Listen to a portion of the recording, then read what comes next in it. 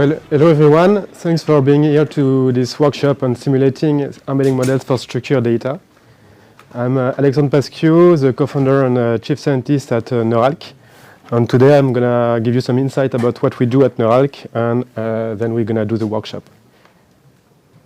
AI is quite the buzzword. Indeed, it has been shown that if a company implement and develop some AI tools for automation or for any kind of application, there are huge potential increase in cash flow that are possible afterwards. But to develop an AI solution, there is one crucial step that needs to be done each time. It's feature engineering. You need to go from some database, a structure or unstructured, whatever, to some vectorial latent space in which you will have some vector representation that will encode information about each entity that you will have in your original database. Then this collection of vectors can be used to train classic ML algorithm like MLP, XGBoost, random forest for classification, regression, or clustering purposes. And this is exactly what we do at Neuralk. We build AI embedding models to convert any kind of structured data, so tabular data or graph-like data, into a collection of vectors that can be used to develop any kind of AI application on the structured database of a company. So why structured data? Because this day we always hear about unstructured database, LLMs, and so on.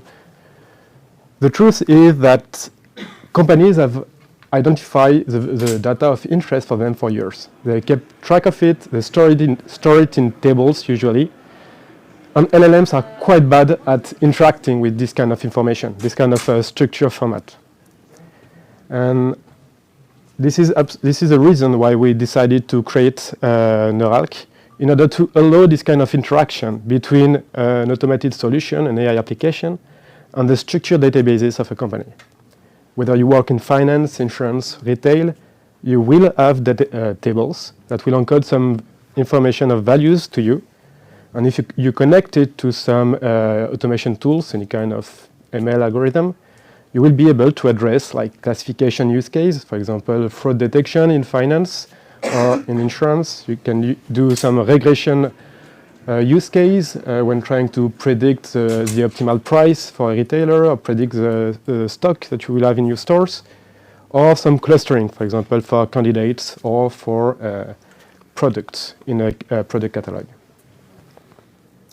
But how do you do this conversion of your structured database into a collection of vectors that can be used for your AI algorithm? Usually in companies it's done by the data scientists who will spend time trying to understand the data, but it's quite laborious. He or she needs some expertise, and usually it's not optimized. The other way is to use some automation tools like neural networks. But then you have to do some complex data modeling for the model to understand your data and to be able to process it. And this is what we do at Neuralk. So we start from some tabular data, where each line encodes some information about a given entity, about some attributes of the entity. And then we map it into what we call a graphlet. Graphlet is a star-like graph, which will represent a given entity in your structured data. And then we feed it to our GNN-based embedding models that we train to represent both semantic information, that is information about the content of each cell in your structured data, and structural information, that is how do your attributes interact with one another to give more meaning to the entity that you're trying to represent. We partner with AI Heading Labs, a mix from Central Supélec, LIX, INRIA, and we belong to the Meta Accelerator program.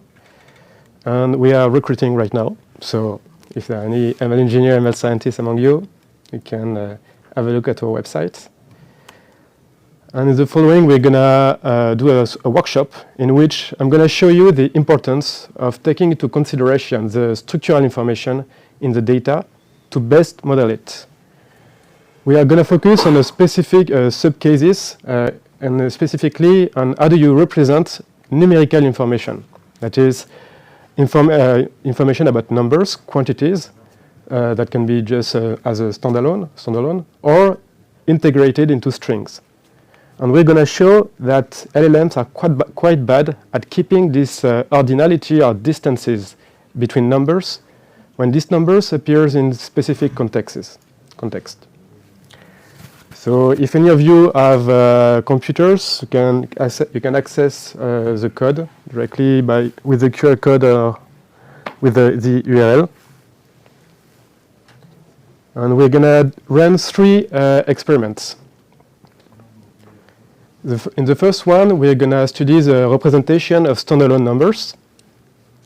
Is it okay? Is it okay in the background? Yeah, okay. Okay. In the background, we're going to run 3 experiments. We're going to have a look at representation of standalone numbers, at numbers within strings, and then we're going to see if we can build embedding representation of strings with numbers that will keep distances between the numbers inside these very same strings. So if you have a look at the code base, we will design vectorizers. So this vectorizer will take a list of numbers, floats, ints, or strings, and they will design embedding vectors for each input. And the embedding vectors, the goal of this workshop is to make it keep information about ordinality, that is, keep the same orders of numbers, and distances, that the distances between the numbers are similar to the distances between the embedding vectors representing these numbers inside the context in which they occur. And we are still recruiting. Okay. So basically, we define 4 different vectorizers. Is it big enough?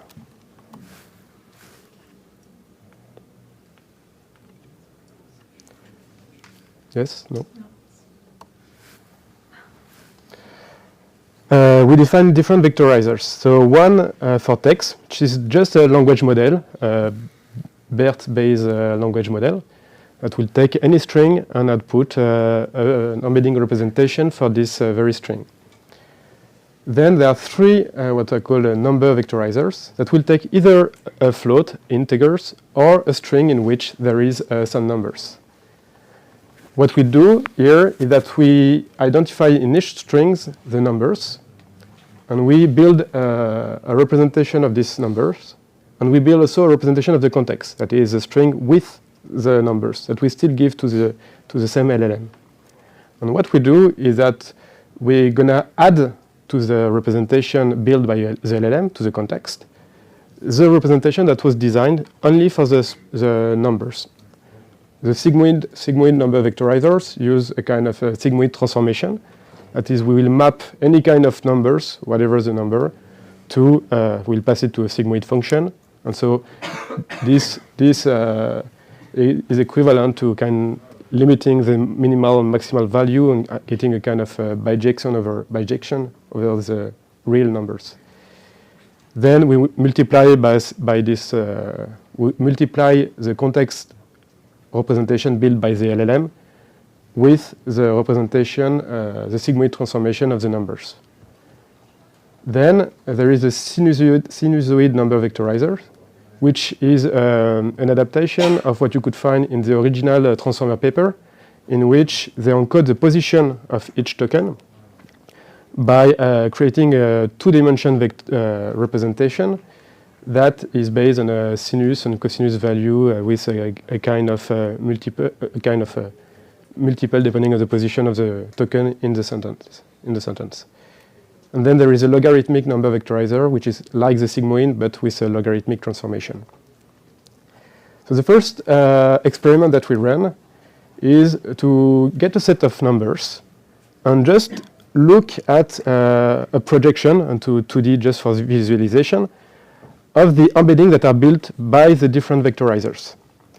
By doing that, we're going to look if, with this projection, we are able to separate to find a kind of hyperplane in which we can observe this kind of ordering of the numbers to see if the embedding of these various raw numbers is kept when putting them in the latent space, or if it's disappear and some other kind of information is being encoded.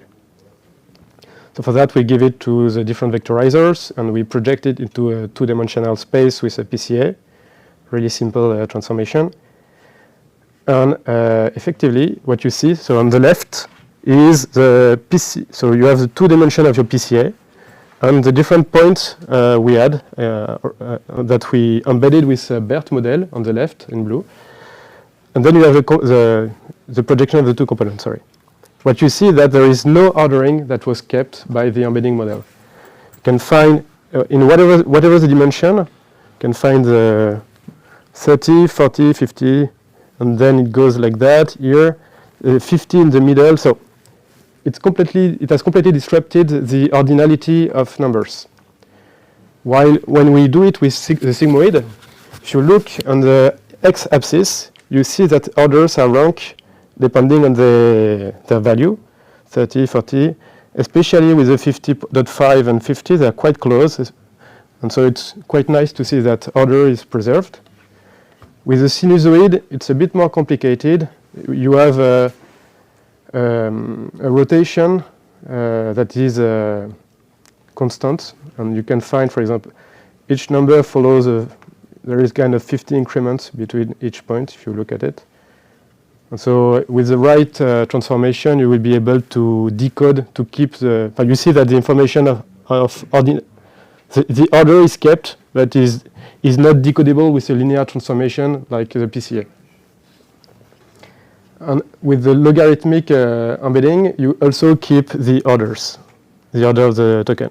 So we were able to go beyond the embedding of a simple language model by keeping the order with this multiplication of the language model embeddings by a kind of transformation of the numbers inside the string. The second experiment is about the representation of numbers when they occur in a given context, so in a given sentence.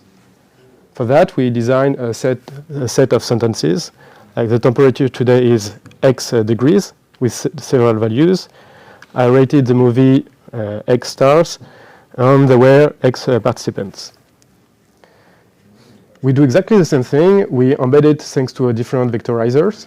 And when you look at the plot of the visualization of a projection of the embeddings built by the model, the language model here, you see that it clusterizes the sentences based on the context. So you will find I rated the movie sentence here, there were participants here, and temperature today is X here. But there are no clear ordering, so no information about the numbers was kept inside this representation. You see, it's quite messy here. You could see that it was quite messy here with 1, 2, 3, 4. The degrees are completely unordered, so only contextual information. The contextual information completely erases numerical information. When you use one of the embedding model, one of the vectorizers, which is the one, which one? The sigmoid. It will be the same with the others. You see, so I colored the same sentence with the same color, and you see that on the x-axis for the green and red, you have this ordering of numbers, like 0 participant, 10, 100, 5, 5.5, 7, 70, 10,000. And for the rated movie, it's on the other axis, which is a bit strange, but still you can observe the ordering of the point, which is still, so we keep this ordering property of numbers when they stand alone, but also when they stand in a different context. Now the last axis, the last experiment was about quantitative reasoning. That is, when you take two numbers and you look at the difference, does the difference between the embedding of these numbers look similar? Or do you have a kind of correlation between the embedding of the original numbers and between the difference of the original numbers and the difference between the embedding of these numbers? For that, we generated 100 random numbers and a sentence. The temperature today is X degrees, where we replace X by each of the random numbers that we have generated so far. Then we plot the distance between the random numbers on the x-axis and the L2 norm between the embedding of pairs of random numbers. Yes. And what we observe is that with the embedding model, that it's not so much correlated. It's there is a bit of correlation, but still it's a bit messy, a bit like a random walk. But when we use the number vectorizer that we design, we see that we increase a lot the correlation between the L2 norm between the embedding that we design and the distance between the original number, especially for the sinusoids and for the logarithmic number vectorizer. Which means that if you use this kind of vectorizers for numbers, you will be able to keep information about numbers, about how big they are compared to another one, but also about the relative distances between different numbers in a given context. Because here, the embedding representation that we build is not just a raw number, which will be a bit trivial. It's the numbers which appear in a given context, which was the sentence that I showed you. Temperature is X degrees. And so these three experiments show you that you have clear limitation when using language model on data that has some structure. Here it was a number inside a string. But there are many more complicated structures, like if you have a tabular data, which is what we do at Neuralk, you need to take into consideration how the different attributes, the different cells inside a given row, will interact with one another. Now, some of you might have read papers like Tab LLM or LLM that generate queries to interact with tables. But this has its limitation. First, it's not performance are not that good, and you have application that you cannot do with this kind of approach. Like, if I have a table with profile of clients, and I want to find like similar clients to the one that has this pattern of activity, you cannot do it with just SQL queries on your database. So you need to be able to represent in a given space, latent space, each of the entity that you have in your database, and then do some clustering depending on the distance between the embeddings. So these are some of the use cases that we can address, but basically, when you learn to represent well structured data, any kind of companies, any kind of structured data can be modeled and can be used to train classic ML algorithms to cluster, to regress, or to classify. I don't know if we have 10 minutes, and we can if you have any question about Neuralk, about the experiments or anything, feel free to ask.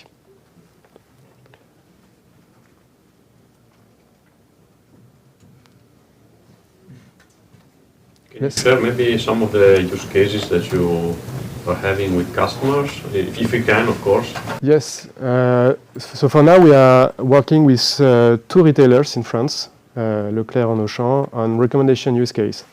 So in this case, the client has a catalog of products, where you can imagine one line is like a computer or whatever with the different attributes, the memory, the number of CPUs, whether it has a GPUs or not. And the goal is to take into account the different attributes of the objects to build the best representation possible. And once you have this kind of representation, be able to evaluate the distances between the embedding vectors to find products that will be similar or complementaries. You can use also this kind of proximity between the product to assess data deduplication in a database. So if you have like a catalog of products with images, description, attributes, the idea is to combine these different modalities, combine the semantics of each, but also the way they interact, in order to get the richer representation that you will be able to use to identify common pattern. Or, for example, a client that will search for a computer, but you only know that it's an Apple computer with 32 GPUs. The way we train our GNN-based model with a contrastive loss, we are able to reconstruct the attributes of the object and then be able to suggest products that will fit partly what was identified or what was given as an input by the customer. And there are other use cases, for example, with banking, where you could identify a fraudulent transaction. The idea is there you have a transaction with someone that emits, receives an amount of money, a country, a time stamp, and so on. And the idea is to use this information that a language model will have a lot of difficulty with because there is not much semantic information about it. Mostly the information relies in the structure, like this client has emit this, but in the past he only emit this kind of amount in this country with this pattern, this frequency, and so on. And this is the structure here which has a lot of importance. So these are some of the use cases that we address.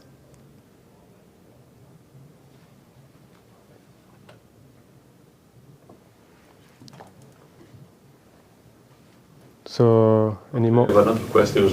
Yes, go for it. Your model is very technical. I think it's hard to convey to the companies what's the value of it. So, how do you approach for selling this kind of product? Are you approaching on the tech side or from business perspective? I think it's hard to convey to the business what the value of. Yeah, it's a good question. The way you can sell, the way we approach the clients is mainly with the final objective, like. What has value is the business problem that they encounter. For banking, it will be, I must identify, I have some fraud and I must identify the amount of fraud. So then we arrive and we say, we have a technology that could help you solve this problem. With retail, it's the same.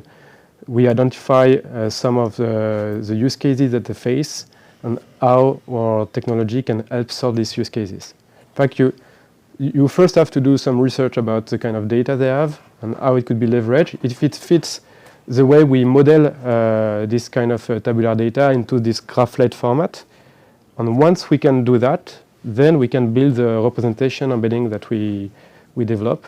And once you have your vector store, then it's just a matter of do they have label data for classification or regression?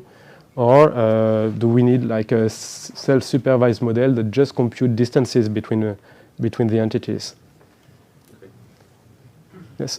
I have a question more technical about what you showed, and I would like to understand your intuition on why it works when you apply a function. And my understanding is that maybe the embedding will, like the main axis, the main first axis for numbers are the context of these numbers, for example, numbers that can be in the birthday or multiple of 10 or something like that, that may drive the main, the first axis that you have with PCA, but maybe what you are looking for is not lost, but it's just another dimension that is not considered as dominant by the projection. So could that be an explanation on why applying a logistic transformation to completely get rid of the other context that a number can hold? Yeah, that's a good point. Indeed, the visualization that you use could have a bias in the way you compare the different points, different projection dimension of the embedding. But it's a well-known fact that embedding models have difficulties dealing with numbers. So I selected an easy way to show you show you this. I couldn't control for all the variables. Good with math unless they already know some very simple computation. But what's your intuition behind the fact that transformation helped? The embedding vectors that are designed by the language model are normalized, so they live on a kind of hypersphere, and the fact that you multiply it by a given factor will will create a disparity, kind of a new dimension on which you will be able to compare these same vectors. It's true that it will disturb the contextual information, as your model was trained to process. If you use this kind of vectors with the same language model in the end, you give it again with to the same language model, you disturb the embedding model, so it will the embedding vector, so it will disturb the processing. So, but here we are just looking at a projection afterwards to decode the embedding model, so it's okay for our use case. What we are working on at Neuralk are more complex transformation. So we build additive layers to be able to both train a new transformer layer, for example, that will be trained to keep this ordinal information or this distance information while keeping the original objective function of this transformer model. Like to both do not lose information about the contextual information, but at the same time try to learn how to best take into consideration the numerical value that you have.